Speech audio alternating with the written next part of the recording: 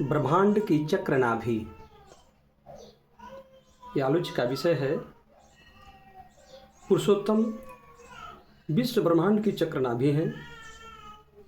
पुरुषोत्तम हम परमात्मा को कहते हैं, गॉड को कहते हैं, अल्लाह को कहते हैं। विश्व ब्रह्मांड के केंद्र हैं। जिस तरह सूर्य और सौर मंडल के केंद्र हैं, उसी तरह पुरुषोत्तम अर्थात परमात्मा परम पुरुष इस अखिल ब्रह्मांड के केंद्र हैं। जिस तरह अनेकों ग्रह नक्षत्र जाने अनजाने कुछ प्रत्यक्षता और कुछ परोक्षता सूर्य के चारों ओर घूम रहे हैं, उसी तरह सभी चेतन और जड़ सत्ता जाने या अनजाने परम पुरुष के चारों ओर घूम रहे हैं। उन्हें घूमना ही पड़ेगा, कोई विकल्प नहीं है। सौर चक्र के मामले में कोई ग्रह सौर चक्र के दायरे से बाहर भी जा सकता है और दूसरे सौर चक्र की परिधि में शामिल हो सकता है, किंतु ब्रह्मांडीय चक्र की प्रणाली एकल है। अखिल ब्रह्मांड के लिए मात्र एकल ब्रह्मांडीय चक्र है और परम पुरुष अर्थात परमात्मा उसके केंद्र है, चक्रनाभि है। कोई भी इस ब्रह्मांडीय चक्र के बाहर नहीं जा सकता, सभी को उनके चारों ओर घूमना ही होगा। तो जो भगवान सदाशिव की तरह जो साधना का अभ्यास नहीं करते हैं, अनजाने में उनसे दूर चले जाते हैं।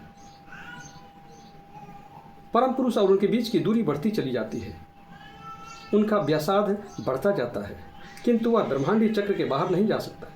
परम पुरुष का ध्यान नहीं करने, उनका काम नहीं करने का अर्थ है वे व्यासार्ध के केंद्र से अपनी दूरी बढ़ा रहे हैं। इसे ऐसे समझा जा सकता है,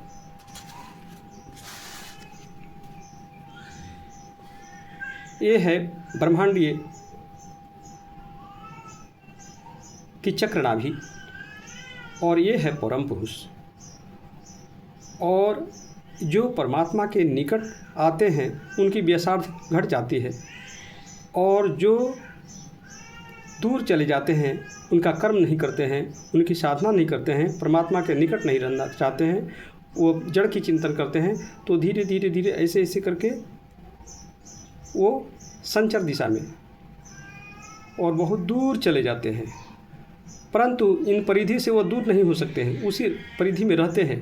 फिर उनके मन में परमात्मा के प्रति भक्ति जागृत होती है। यदि सत्संग में जाते हैं, सत्संग सुनते हैं, स्वाध्याय करते हैं और परमात्मा के प्रति रुचि जगती है, भक्ति जागृत हो जाती है, तो फिर वह धीरे धीरे धीरे वो परमात्मा के निकट वो पहुँचते पहुँचते पहुँचते उनकी भक्ति जागृत हो जाती है और धीरे धीरे वो उनका मन ऊपर उठने लगता है और फिर परमात्मा से दूरी उनकी घटते जाती है और परमात्मा के निकट पहुँच जाते हैं, अर्थात वह व्यासार्ध उनका शून्य हो जाता है। तो व्यासार्ध जब शून्य हो जाता है, मान लिया मन यदि जड़ बन गया है, तो उनकी यदि हम साधना करते हैं तो ये मन की जो चंचलता है, जो जड़ता है, ये मिटते जाती है और मन ऊपर की तरफ उठते जाता है और धीरे धीरे फिर वह तम राज के कलमश कसाय से उस पर उठ करके सतुगुण में आते हैं। सतुगुण में आते हैं तो परमात्मा से निकट पहुँचते हैं और यहाँ पर सात्विक ज्ञान की, आत्मज्ञान की प्राप्ति होती है, परंतु ज्ञान का अहंकार होता है। तो परमात्मा की कृपा से अहंकार भी मिट जाता है। आत्म साक्षात्कार होने से फिर जो है वह व्यासार्ध शून्य हो जाता है और वही आत्मा उनकी परमात्मा में मिल जाती है। तो आत्मा और परमात्मा का जो महामिलन है, यही है ईश्वर की प्राप्ति। ईश्वर प्राप्ति अनुसंधान केंद्र यूट्यूब चैनल द्वारा जनहित में जारी।